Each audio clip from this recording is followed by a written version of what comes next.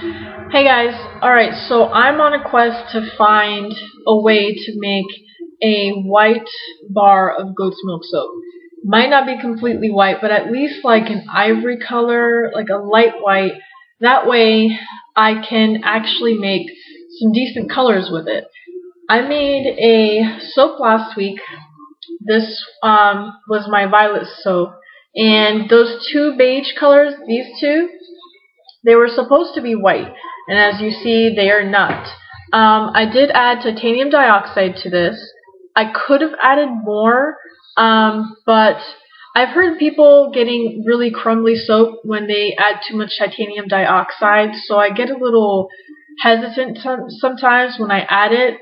I don't think I added the amount that I needed to for this size of a batch, but I did add some. And this is also a cold process oven process, so it did go through a full gel. However, these two, the two darker layers, those are the ones that actually got darker. The two lighter ones that I wanted to be white, they actually are pretty much almost the same exact color that it was when I poured it. So this is almost how the base color of my recipe looks like. Because like I said, I didn't add that much titanium dioxide to it.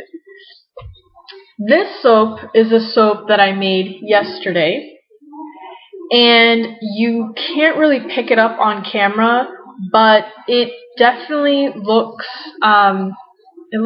you can't really see it. This is a peach color. It is a very light coral. It's beautiful. I absolutely love it. I might put some pictures at the end so you guys can see. But I was trying to get this pale pink, and what I was trying to do was to get a white batter, meaning adding titanium dioxide to the mix, which I did add enough for this size of a batch, and then adding a little bit of pink, so that way I would get the pale pink color. However, it wasn't working. So I ended up getting a little antsy. As you see, there are some pink speckles in there, because at one point I did end up just throwing the pink color into the batter and it didn't get mixed in very well. But this is a good example of how sometimes things work out for the better, because you can't pick it up at all. But this is such a beautiful peach color, and I'm actually going to keep this color for this soap. However, it doesn't change the fact that I would like a wider bar for my goat's milk soaps, so that way I'm not limited on colors. However, I don't want to sacrifice my recipe either. I know depending on the oils that you use could make for a wider bar or a darker bar, and you know, you spend so much time perfecting your recipe, I don't want to go through experimentation again. So I researched and researched, and I found this method that I'm going to try today, and it's using the same theory that you guys use if you super fat at trace. Because people that super fat at trace, they do so because they don't want their super fats to react to the lye, so the super fats keep all their properties. So it's using that same method. You add your goat's milk at trace, and that way the sugars don't react to the lye, and it helps prevent the caramelization of the sugars. This method works with canned milk and powdered milk. Sorry, that was my alarm. This method works with canned milk and powdered milk. It doesn't work with fresh milk because you don't need to use water with fresh milk. If you want your soap to be 100% goat's milk, then you have to use canned milk or powdered milk. If you don't mind if it's partial goats and partial water, then you can go ahead and use fresh milk.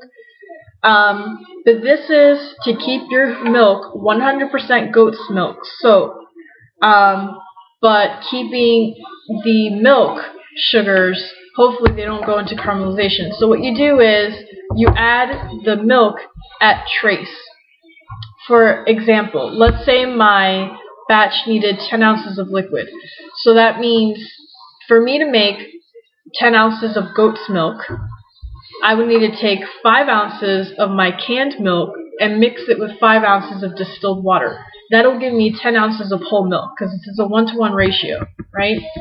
So I would actually mix my lye with the water portion of my liquids, which is the 5 ounces. You have to be extremely careful because obviously it's super concentrated.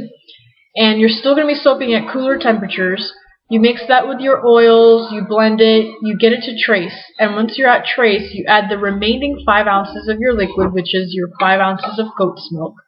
So there you had your 10 ounces of liquid, which was made out of 5 ounces of water, 5 ounces of goat's milk, which gives you your 10 ounces of whole goat's milk, which makes your soap 100% goat's milk soap.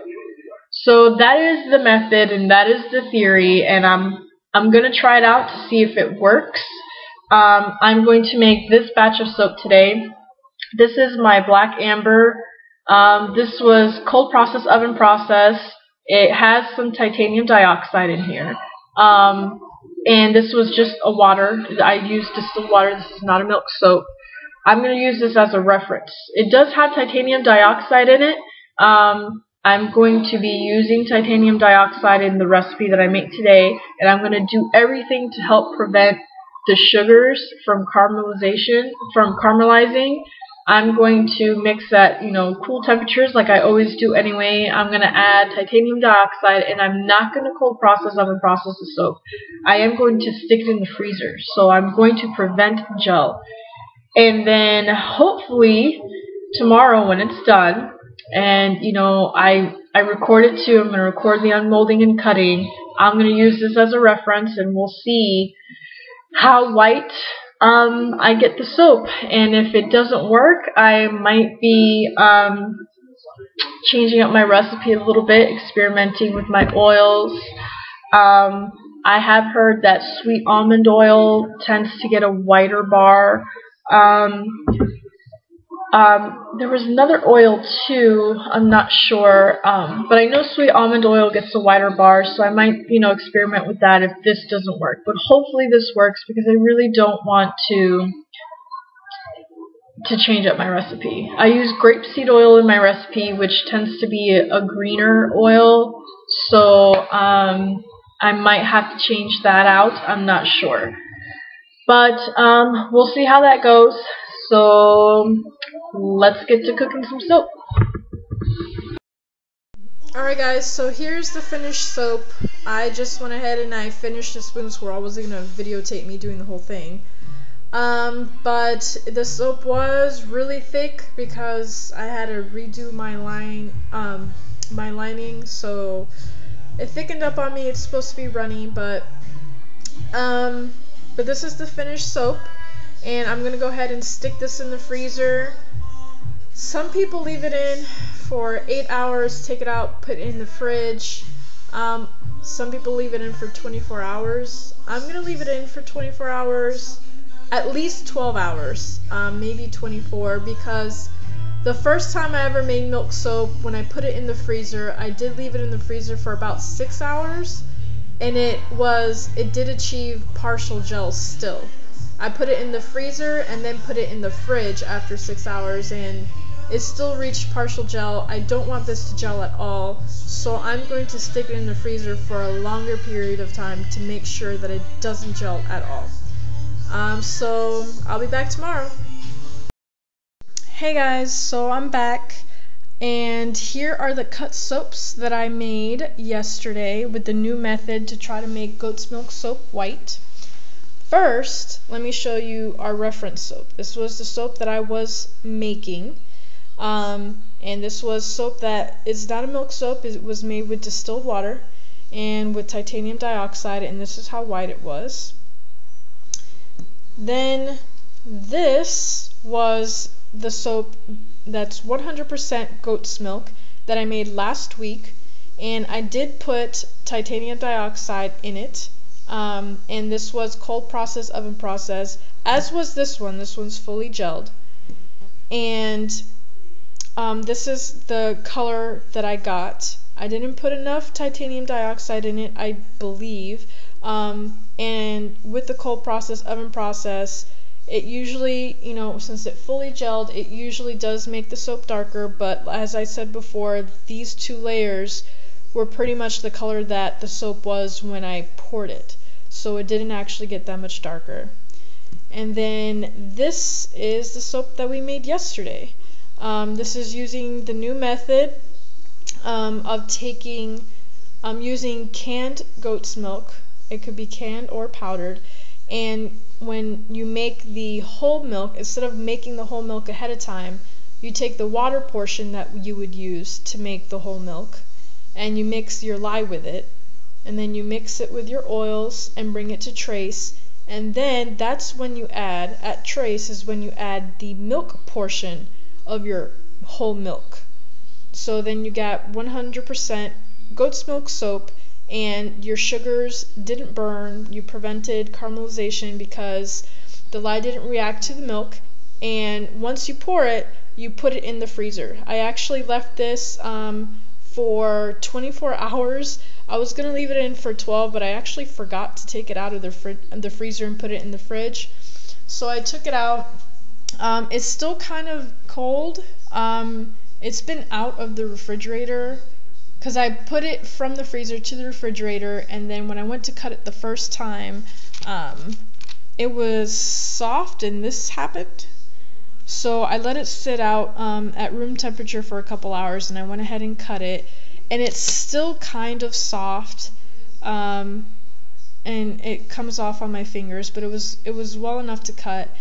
That way it can air out. And so it's been out for, I would say, 3 hours, I think, and I was able to cut it now.